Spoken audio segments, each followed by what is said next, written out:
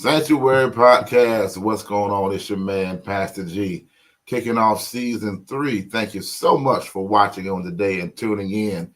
I have a very special episode today.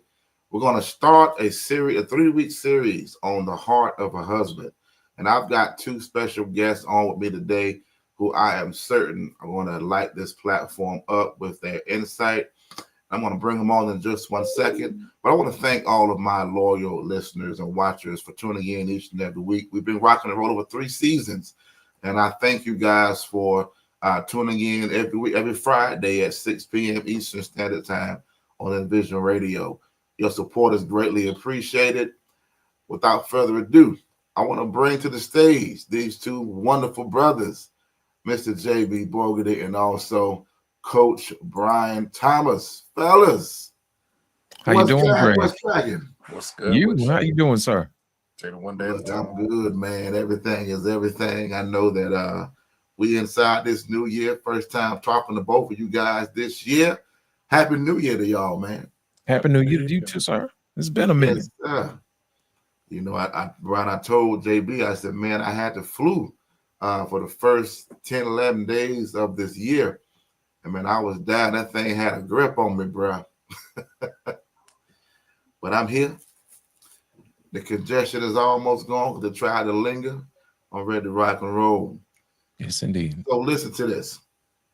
We're in the new year, and as always, it seems like there's some common denominators that may have followed some of us into this new year in regard to mindset. You know, I know in years past, we have heard things about us as men of color not wanting to be married, not wanting to commit, not understanding what a husband is, or even desiring to be one. So my desire in the next 3 weeks is to just kind of have some open and honest and intimate dialogue amongst brothers that we can just kind of put on the table really what we think the heart of a husband is, and even where we are in our journey as men. So without further ado, let me paint this picture for you. We all over the age of 35, and it is often said that men who are over 35 and have something going for themselves, that if they are not married, that something must be wrong. I'm coming to you, Coach Brian. What would you say to that? I would say that's absolutely false because you cannot put an age on marriage. Marriage is a mature institution. Mm-hmm. And so just because a person is not married after the age of 35 does not necessarily mean there's something wrong. It could mean that that individual has spent more time achieving maturity and preparing for something long term as opposed to being paced by their ever-changing emotions. Yes, sir. Yes, sir. Come on with it. Come on, JB. You know what? I think a lot of times, man, people want to put you on their schedule, instead of God's schedule. Someone who walks with God understands that when God whispers to you from time to time, he lets you know when it's time, especially if if you understand how people are. Because if you're a good steward of the word, you would understand to look for people in the fruit that they bear, Yes, sir. And sometimes when you have the fruits of the spirit, it will confess itself through your actions and how you relate to others. So those are some of the things I think people don't realize, is that sometimes those people are not in control of their life. Sometimes God has his hand on them. Yes, and if sir. they have a relationship, God will tell them, hey, now is not the time, or now is the time, based upon that walk. So sometimes it may not always be in that person's hand. Sometimes it's in God's hand. And I think we need to realize that sometimes. You know what both of you brothers have said without being verbatim, is that you said, first of all, that both of you guys understand that this is something that requires God to kind of lead and guide us into it. I think there are a lot of women who even feel like we're missing from church. So how could what these brothers say actually be true?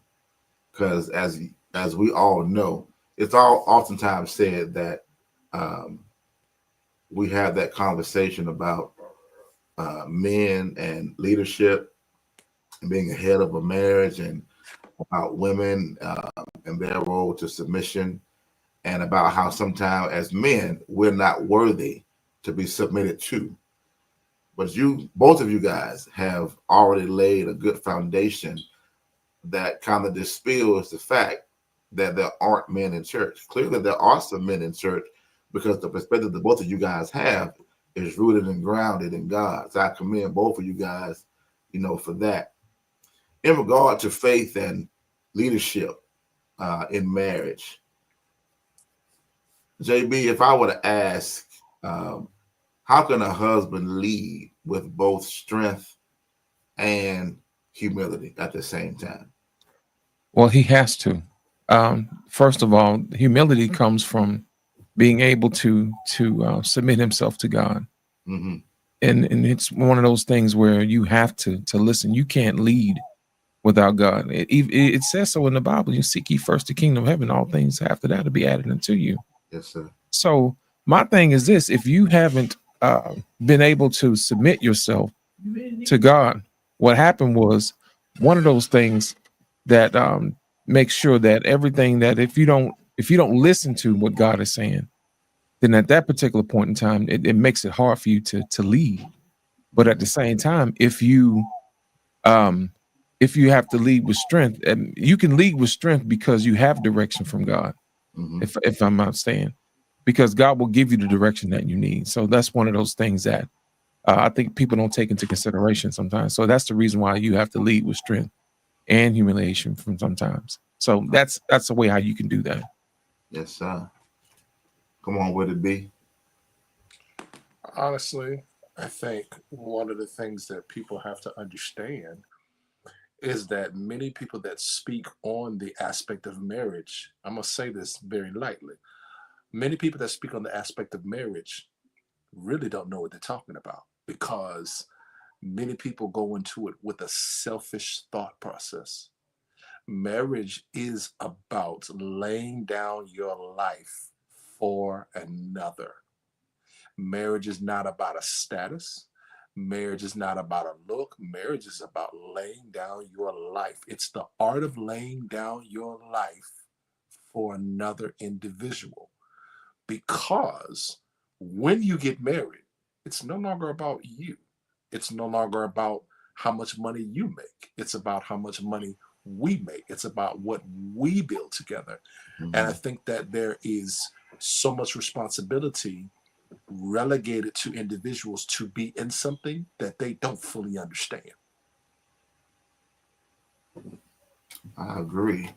And I think that because marriage is a relationship that no other can equal, I think that it is assumed that as men, we are afraid of that. We are afraid of the covenant. We are afraid of the commitment. When the truth is, I think more men than we think really desire to be in a solid relationship, and they want that one. I don't think that most of us desire to have multiple women. It's assumed that. I think most of us have integrity. Most of us have the courage of our conviction. Even those who may not necessarily be Christian, but they have some kind of moral base.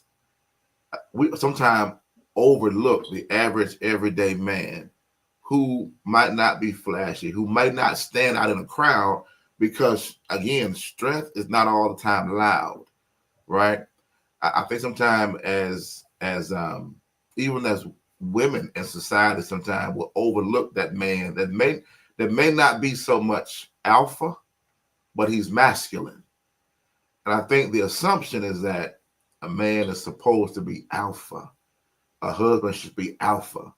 When in my summation, we subscribe a lot of things to being alpha that have nothing to do with being a man or a husband. If a man is masculine and understands who he is in God, you know, beyond this beating your chest, beyond this bravado, beyond this having to be heard. Because even inside of a home as a husband, a man doesn't have to lead loudly. He needs to lead with integrity. And within that, as JB said, there is strength. The strength is the courage of his conviction. The strength is hearing from God. The strength is understanding that when I make a decision, I've heard from God. And this is not so much about me. I've heard from God and I've communicated effectively what God has told me. So with that being said, what do you feel like as men in life challenges our perspective on marriage? Coming to you, JB. Faith. Faith is the main thing. And I'll explain it to you. Mm-hmm. When you have faith in what God can do, then everything else after that is a lot easier. But if you don't have a relationship with God, the world seems a little cold. Mm-hmm. And you feel like you have to put all the pressures of the world to figure everything out on yourself. Mm-hmm. I've seen men crumble under that type of pressure because they haven't had an opportunity to have a relationship with God. And the thing about it is, the God says, my burdens are easy. You see what I'm saying? My yoke is light. And I think a lot of times guys don't have the faith to trust God. And I think that is the main issue that I see with a lot of guys. They wrestle with that thing, man. They try to rationalize it, and they don't understand. Sometimes God does things outside of your own vision for a reason. And sometimes we may not always be privy to what's around the corner. But if you have faith in God and he knows and he can see things that you couldn't see, then life is a little bit easier. But if you don't get a grasp of that, and if you don't exercise your faith, which is proof of love, then it's going to be a little bit harder. So I think that's the main reason why a lot of guys suffer with that, because they really haven't had a relationship with God. And I think that's the main reason why men struggle with that faith. Wow. A whole lot easier. I like it. Come on, Coach. Bible says in Proverbs, lean not on your own understanding, and all your ways acknowledge him, and he'll direct your path. I think that one of the biggest things that men struggle with is leaning on their own understanding. It's amazing to me how many men know what to do when they got money in their pocket or when they got bread in their pocket. But not many men know how to start from scratch. Not many men know how to start from just a dream or a vision. Many men wait until they have the very thing that they're looking to obtain in order to step into that thing. But what happens a lot of the time is that when you get the very thing, you end up mismanaging it because you didn't practice before you got it. Yes, so sir. Leaning in your own understanding, a lot of the times for the men, it's very, very difficult because we like to trust in us. We like to trust in our ability. We like to trust in our confidence. We like to be confident in our ability to come through, but knowing that God is the only one that can make it happen. That's a very good point you make in regard to us and trusting the path. I think that even with that scripture, trust in the Lord with all your heart, right? That in itself is really hard for us to do as a man, because while we do say that we trust God, when the way seems weary and when times get really hard, it's in a man's nature to try and work harder. But sometimes we begin to rely more on ourselves than God, because in this moment, our reality seems bigger than God. What I'm going through seems bigger than where I'm going to. So now I find myself not praying. I find myself spending less time in the Word, but more time working. And sometimes the more that we try to work ourselves out of something, the worse that thing gets. because sometimes we don't, as you said, go to God to be able to trust the path, right? Sometimes we make our own path, because we even taught sometimes growing up, that, make your own way, be your own man. It's about you, understanding how to provide, how to lead. But we don't realize that any behavior that is healthy or negative is learned. So if we want to be effective leaders, we must learn how to lead. So therefore, we must see healthy leadership, that we then understand now the difference between taking the lead and providing leadership.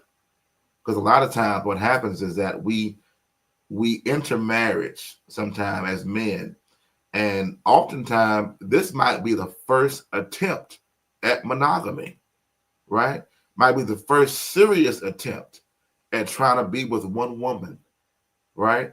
Trying to secure a household, and we fail because, again, have I seen this done? Have I practiced any of this in my own personal life prior to this marriage? I think that marriage is the one thing that's supposed to be lifelong, that there is the least training about. Even inside of the church, I think we've gotten away from healthy teaching on what marriage is, what a husband is, what a wife is. And when it does happen, we have to be very, very careful not to have such a heavy opinion that we give more of our opinion than actually what the Bible says. If I were to ask you all this, like within a home, if you were married right now, within a home, how do you see yourself creating a spiritually supportive home? First and foremost, I would tell any man, prayer. Prayer is the biggest key that you have, because prayer will either let you know where you are not adequate, or prayer will put you in position to get ahead of time. How a man gets ahead, is through prayer, and not just praying when, things are bad. But the Bible says pray without ceasing, meaning a continual prayer, that you begin to understand the modes and the moods and the methodology and everything that goes along with the marriage that you're building. Which thing, JB? Mentorship is very critical. I'll explain to you what I mean by that. I think the main reason why a lot of guys suffer from feeling like they're inadequate when it comes to being a husband is because they haven't been mentored to be a husband over a long period of time. Being a husband is not something that you can do overnight. It's not something that can be done in a year. It's something that has to be cultivated over time, because you have to be trained to be able to obey and listen and understand and divine right from wrong and make that a habit, and also walk with God. You have to be able to be teachable. You also have to be able to be coached. You also have to learn how to coach. It's one of those things where in order for you to be an effective leader, you have to be able to mentally put yourself in the shoes of those who you're leading and have an accurate assessment of how you're leading. Because I think a lot of times some guys think that just because they're in a leadership position means that they're an effective leader. That's not always the case. That's the reason why mentorship, being a husband, being led to be a husband and taught to be a husband is very important. And if you haven't learned how to be a husband, being taught from the word itself, because sometimes your mentor may not always be there, but your mentor should always be able to have a way to reach you. And that's through the word, through practice. So if you're able to have that word with you all the time and you'll be able to draw from it, then that itself is duplicatable, because you can use that to teach those who are under your care. And it'll be the same way. Sometimes I might not always be there, but you know who always be there? God would always be there. He said, I will never leave you nor forsake you. And that in itself is comforting. So it makes it a whole lot easier to lead as a husband when you've also issued reassurance that someone will always be there, even though I may not be there, but someone will always be there for you. So I think mentorship and guiding fellas and actually showing them how to do it rather than telling them how to do it is a great factor and a great way to be a better teacher of men when it comes to being a husband. Well, we're preaching on the sanctuary. I love it. I love it. So, when it concerns a man and our leadership, it's often said that we have to be leaders. We have to understand how to lead. So, when I say that word to you guys, I'm coming to UB, when I say leadership, and I'm going to add to that leadership and providing, what does that look like to you? Leadership and providing means that you are paving the way to make everyone else around you's responsibility easier. You are putting them in position to win. You are helping them to become self-sufficient so that when they step out to a cold world, they are prepared to handle their responsibility, and they're becoming a person that understands their responsibility. So I'm putting you in position to confidently be responsible. Gotcha. I love it. Coming to you, JB. It goes back to what we said earlier, man, about being able to prepare other people to be leaders someday. Eventually, we'll all have to be a leader at some point in time, especially if we plan on having kids or if we plan on leaving a legacy behind, you know? And one of those things that takes a while is having a conversation, an ongoing, long conversation. Sometimes the conversation may come at the dinner table. Sometimes the conversation may be out working on a car or electrical work or just over the phone for the holidays or whatever, you know, having those deep discussions about certain situations that may come up over time. It is a constant conversation that you should have and how we evaluate each situation, because every situation is going to be different. But if we base it on truth and goodness and righteousness, then it's one of those things that makes it a whole lot easier. And sometimes making the right call can hurt.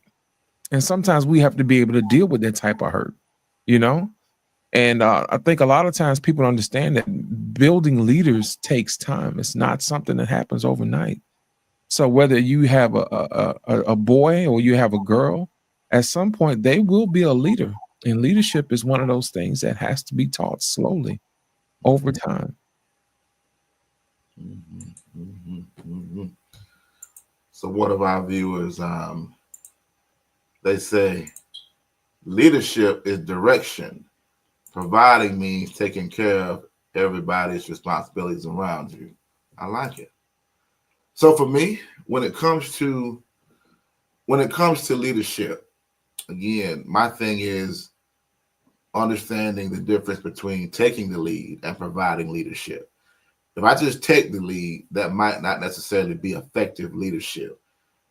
If I don't know the environment which I am leading, if I have not assessed those that I am leading, if I haven't had a conversation with those that I lead, if I have not, with my wife, if I have not taken her into consideration as I am making certain decisions, like I always say that within marriage, while the man may be the CEO, the wife is the COO. While the man is making the chief executive decisions, nobody understands the operations of this home better than this woman, because she is if the man is the head, then she's the heartbeat. Don't work without her. My thing in regard to providing, I always say that providing for me is about presence. It is about understanding where to provide my presence, spiritually, physically, financially. emotionally, spiritually, understanding that my presence has to be felt to be able to provide. My children need my presence that I can then provide what they need. My wife needs my presence so I know what she needs. This home needs my presence to know what the home needs. I think that we have limited um, providing to money, and that does a disservice to the marriage and the family, because if I am only providing money, honestly, money is the easiest thing to provide, to throw money at it. Even the Bible says that money answers all things, right? But money is not everything.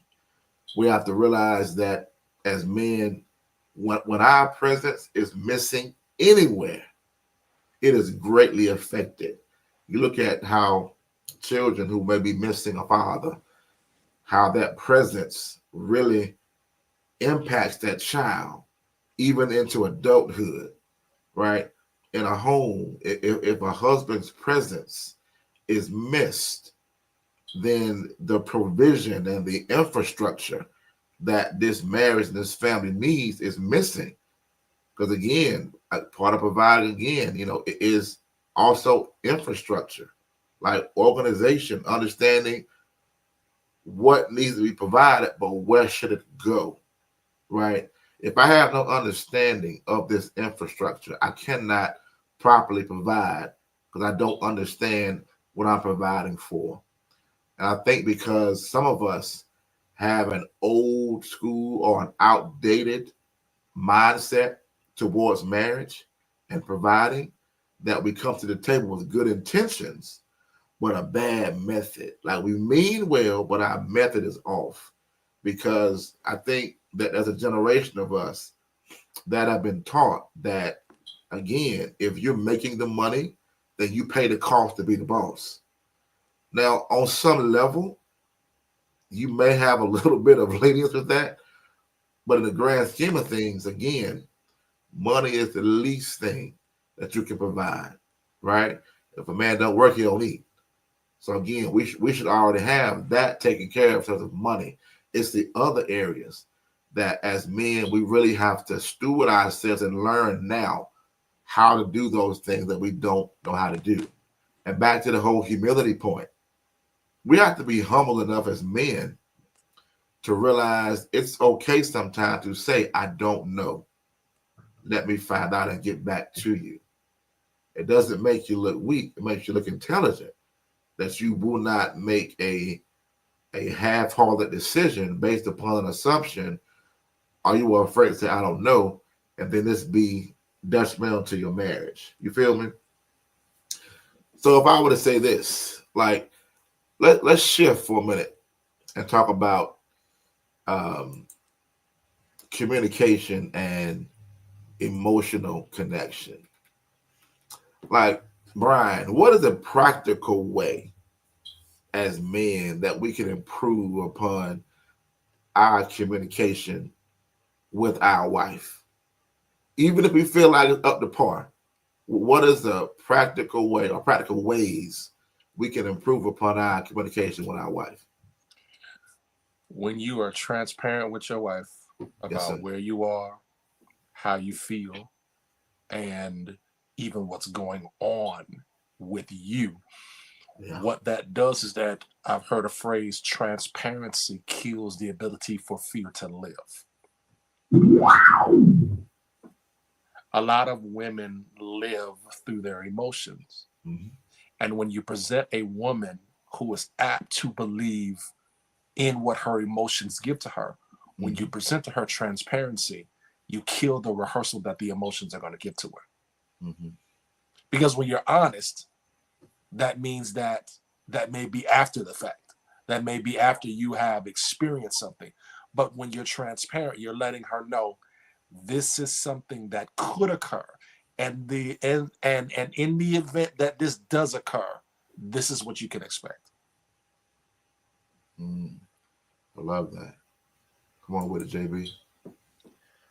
One of the things that we can do is become better listeners. You know, and being able sometimes to be able to listen and read between the lines. Because sometimes, like Brian says, sometimes people may get emotional and may not get everything out that they want to get out. Right. So that's the reason why you have to stop and ask the question. Hey, let me make sure I understand what you're asking me and seek for clarity. Because I think a lot of times I hear a lot of things get lost, you know, when they're actually saying certain things and they don't necessarily know how to get it all the way. So that's why you have to seek clarity. In order for you to do that, you have to listen and try to figure out, hey, is this really about what you're talking about? Or is this about something else? And being able to give that person the latitude to say what it really is. Because if you ever ask somebody, hey, what's wrong? And say, oh, no, I'm just fine. Most guys will say that, Right. you know, but if you ask a woman, no, I'm fine. And by the time you get to the third, are you sure? Then it really comes out. Yeah, you have to make sure you have to be ready for that third time and allow them to get out what they have to get out. And also be in control of your emotions, because that actually sets the table for them to feel comfortable coming to you, you know? People want to know that they're going to be safe in your presence, especially when you're in control of your emotions, you know, and your reactions to them. Because think about it, you will want somebody to do the same thing for you when you come to them. You will want them to be in control of their emotions when it comes down to hard conversations sometimes. And it just makes everything a whole lot easier. It says, hey, look, the last time I came to JB with some hard, he was really, really nice to me. So I'm pretty sure he has a track record of listening to me without going off on the handle and judging right away, you know? And then if you can do that, then that actually makes the relationship a whole lot better. And you can have those hard conversations and it makes everything a whole lot easier. So I think being a good listener is very key. So one of the things that we can do better as men when it comes to communication. In regard to that emotion thing, I think that we should also learn that if we demonize her emotions, then she will never acknowledge ours. And I think sometimes as men, we don't realize that we sometimes unintentionally demonize her emotions by calling her emotional. Now, while to a certain degree it is true that a woman may be a tad more emotional than men, but I think we have to realize the reason that she's like that and the benefit in her being like that. Because if a woman is not emotional, then she cannot be a wife. She cannot be a mother because she cannot nurture and she will have a problem loving. I think that for a woman to be emotional, it speaks to the role that God would have her to play in our life and the children's life. If she is to be a nurturer, then she has to be in tune with those emotions that may come across at times as too emotional. And that may be true from time to time. But that's why God gave her us, because we are more rational. But we cannot be so rational to the point that we are arrogant or that we're disingenuous or that we're insensitive. We have to realize that we can actually learn something from our wife's emotions if we would learn how to not just be vulnerable, but be truly intimate with her and share truth that we don't share with anybody else. Because that will cause us to break down our emotional walls and cause us to be a little bit softer with her. I think sometimes as men, we don't realize that we talk about women and a soft life and how when a woman is in that soft space, she becomes softer to us and we respond different. Truth of the matter is, if a man learns how to not just be a gentleman, but be a gentle man, it'll cause his wife to respond different to him. Because when we lead sometimes with a gentle nature at times, when it calls for it, it makes our wife understand that we are acknowledging her, we feel her, we see her, and we realize the need that in this space, when it's just you and I need to be gentle with you. Like even the Bible says, deal with your wife with knowledge and understanding, as she is the weaker vessel, but weaker meaning delicate. So we have to handle her with care, right? It says, as your prayers won't be hindered. So it speaks to the fact that how we deal with our wife, how we handle our wife, impacts the way that God responds to our prayers and hears us. And sometimes we don't realize that part of her being our good thing is us realizing the place that she has in our life.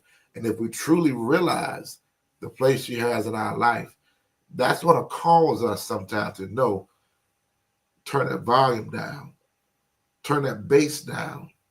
Let's be a little gentle with her. We can have the bass, but not so loud. When she wants to sometimes be up under us, right? Lay up under us and feel safe. That's not a time for us to push her away or say, not right now. No, be gentle. Because honestly and truly speaking, we say that we want a woman to be our peace, right? But we don't always give her the space and the opportunity to be our peace. Because sometimes to allow her to be up under us and cause us to be more gentle, that's going to provide us a sense of peace, because to be intimate like that will cause what? Your serotonin goes up, dopamine goes up, oxytocin goes up, all the feel-good hormones that if we allow sometime our woman to regulate that within us, then we wouldn't be so aggressive all the time when it's not necessary. You feel me, fellas? Oh yeah. Yeah, definitely. So how about this one? In regard to, I'm going to go here for 1 second. I'm coming to you, B, because you're my man. So when it comes to the word submission, just the word submission, right? If I just say the word to you in regard to marriage, what comes to the forefront of your brain? JB, I'm gonna let you answer that one first. I gotta think about that one. All right. I Come got on, about JB. 80 words I use. When I hear the word submission, the first word that comes to my mind is safety. There's safety in submission. Also, when I hear the word submission, I hear obedience. Yeah. Because delayed obedience is disobedience. And if you can't be safe when it's time to be safe, then there's no safety. You know, you can't be comfortable. You can't get to where you need to get to, you know. And a lot of times, man, people think about submission as control or giving up something. But submission is the exercising of faith. Come on now. Faith is the substance of things hoped for. You pretty good, sir. Faith is the thing that activates God's will in your life. Yes, sir. Here's the thing. If you don't exercise your faith, then you don't give God nothing to do. All right. You know, God shows up in the valleys of our lives for his glory. And he likes nothing more than to show up at our darkest hour. You know, the light is always brightest in our darkest hour. And I think when we allow ourselves to submit to God's will, it allows him to move on our behalf. I don't know about y'all. If y'all never had God move in your behalf, you haven't witnessed his glory, his full glory. You haven't had a sample of what he can do. Because if you see it, all it does, it grows your faith exponentially, you know? Because if he did it then, I know he'll do it again. And you'll start to remember that. And then faith and submission becomes easier over time. It's a track record. He stands behind his word. Yes, sir. Your voice changing, Reverend. Your voice changing, Reverend. I hear you, sir. Come on, B. Man, marriage. It's the ultimate configuration of unity at different seasons of our life. Mm-hmm. Because we find ourselves in different seasons of our life, we're strong. Mm-hmm. Then we find in different seasons of our life, we're weak. How do you connect with someone when they're weak and you're strong? How do you connect with someone when it's vice versa? So understanding that marriage is unity, understanding that there are going to be times where you are going to need to reach out and ask for help, knowing that marriage makes it okay to ask for help.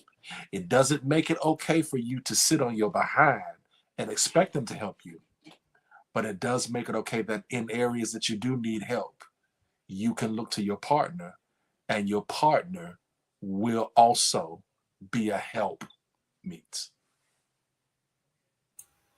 All right, sir. I hear y'all preaching good on the sanctuary tonight. You know, so so you know, for me, I know that I threw that word out there because that word has become such a hot button word, because I think that as men and women, as husbands and wives, we don't all understand, first of all, our submission to God.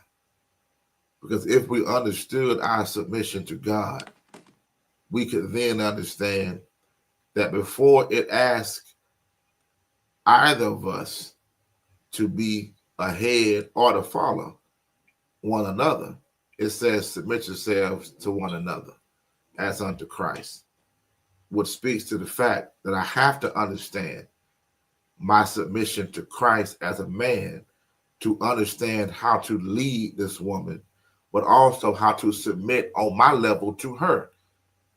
And I think that that is something that men don't discuss, is our level of submission to our wives. Because if it says, again, submit likewise to one another as unto Christ, my perspective has always been that arguably a man has the greater role in regard to submission.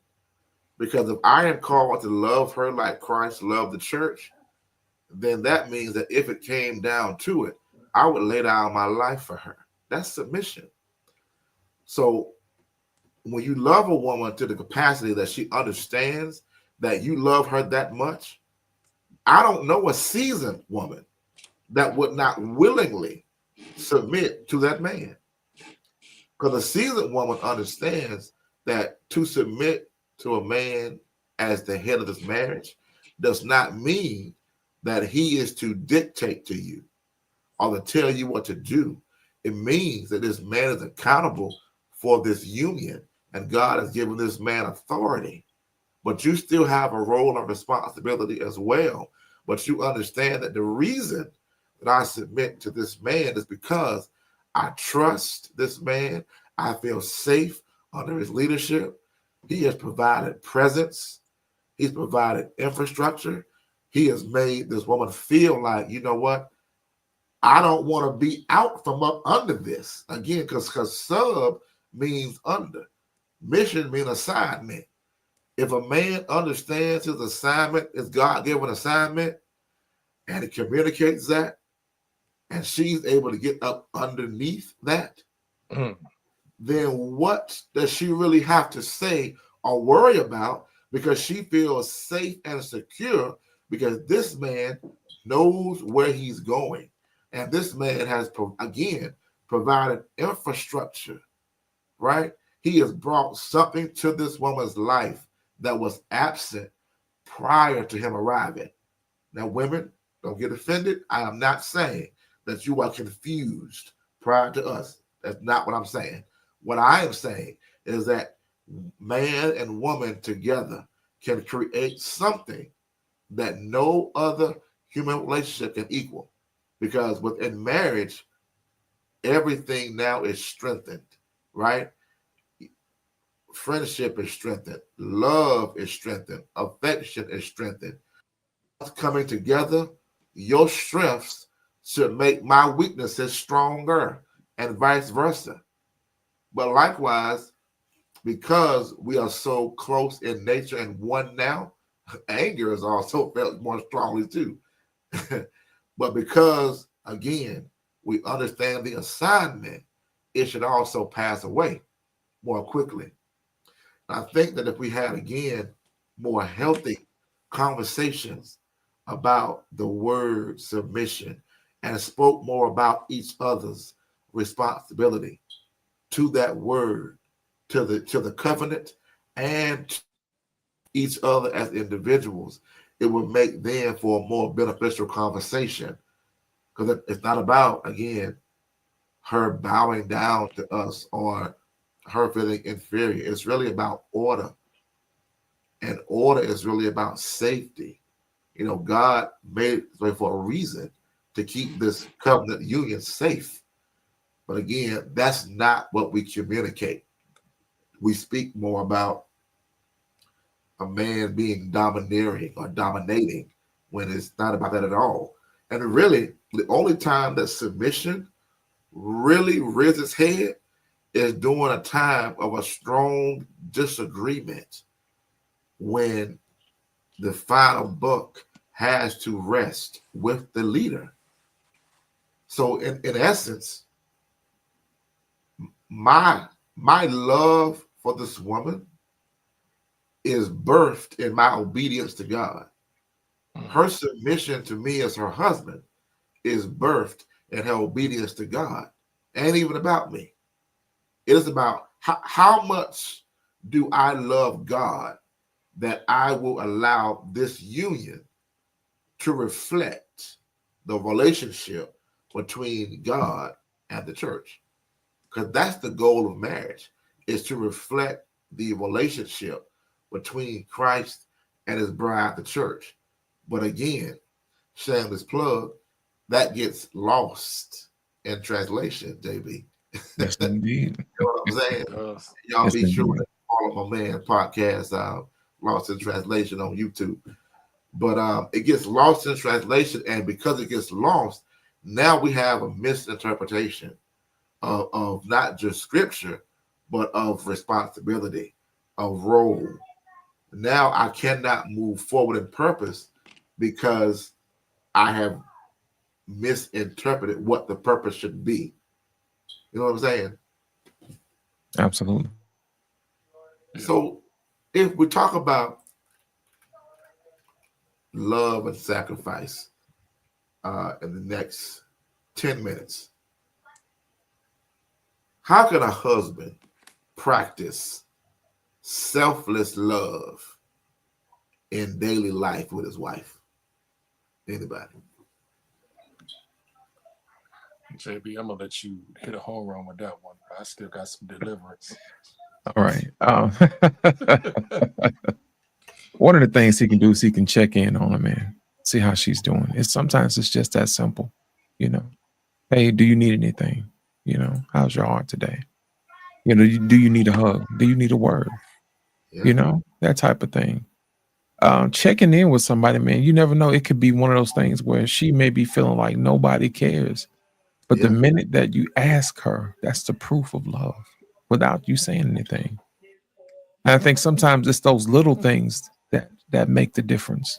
You Yeah. never know what somebody's feeling in that particular moment, or if they may feel in a moment of despair. But just to have somebody to come in and check on you, I think that goes a long way. So I think as men, being able to check in on your woman from time to time, is a good thing, and to let her know, hey, you're doing an excellent job, and I do appreciate you. That goes a long way.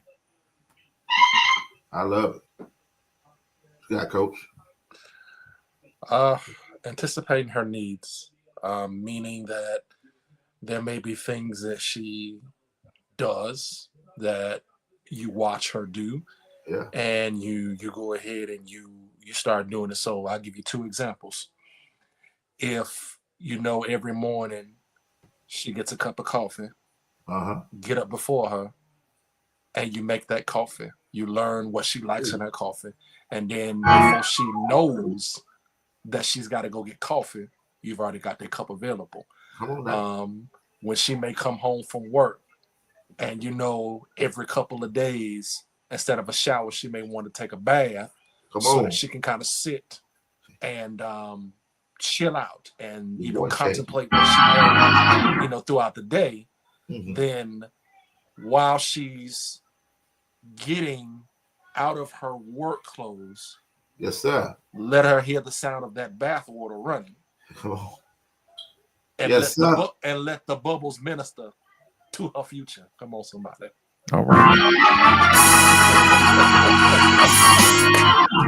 That's it. Shondo.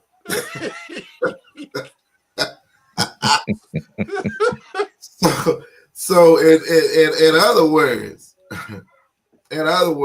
what you're saying is every now and then, because you said, I think you said, anticipate the need. And need, yeah. Come on, flesh and blood can't reveal that to you. Yeah. Aye, sometimes they're both that.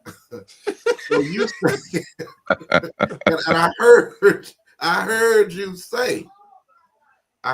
say, and within marriage, as she gets out her work clothes, and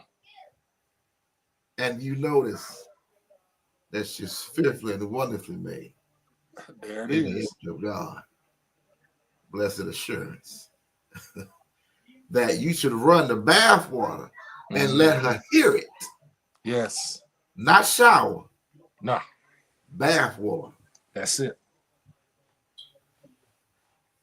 So I would think that if you're going to be that intentional, then you must be speaking about being close and having a connection with your wife throughout the day.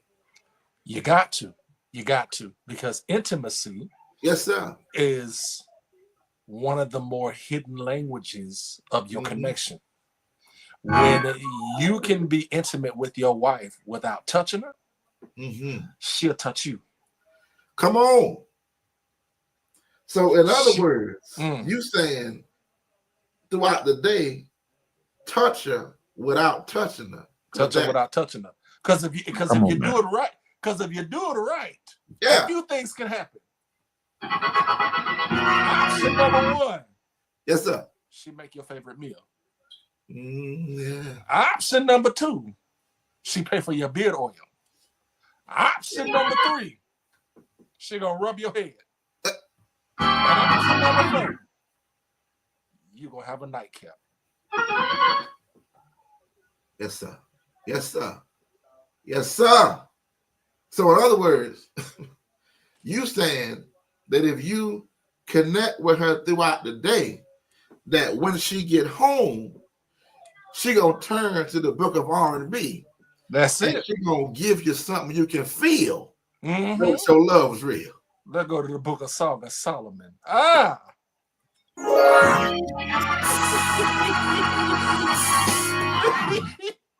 Come on, somebody. Go to the book. That man said you gotta think about it throughout the day. You know, I heard a great R&B prophet one day, and he said, I only think of you on 2 occasions. Come on. Day and night. And that's what it sounded to me. That's like it. Saying, brother, is that your wife need to intentionally be on your mind throughout the day. That was good to my shine. Nah. Listen, Sanctuary Podcast. We coming to a close, and I know the conversation was getting real good, but you got to tune in next week because we're gonna continue the conversation But right now, I want JB and Coach Brian to tell the listeners where they can find you on social media. JB, You can find me on YouTube under Lost in Translation Podcast. You can also find me on TikTok as well, and on Instagram under Lost in Translation Podcast as well. you can find me on Facebook under Brian Thomas, Instagram under Coach BT316, and you can also find me on my podcast outlets for Concepts and Conversations with Coach Brian. Fellas, as always, I want to thank you both for your insight, for your time, for your talent. And it is always a pleasure having both of you guys on. I want to end with my final thoughts for the listeners. Men and women, the more you heal, the less you desire to shrink back into a place that God never designed for you. At times, it may seem that things are falling apart, but know that things are falling off. Your experience should change as you heal, because the qualifications for access to you should change. Your approach to everything changes as you heal, because you understand your intrinsic value.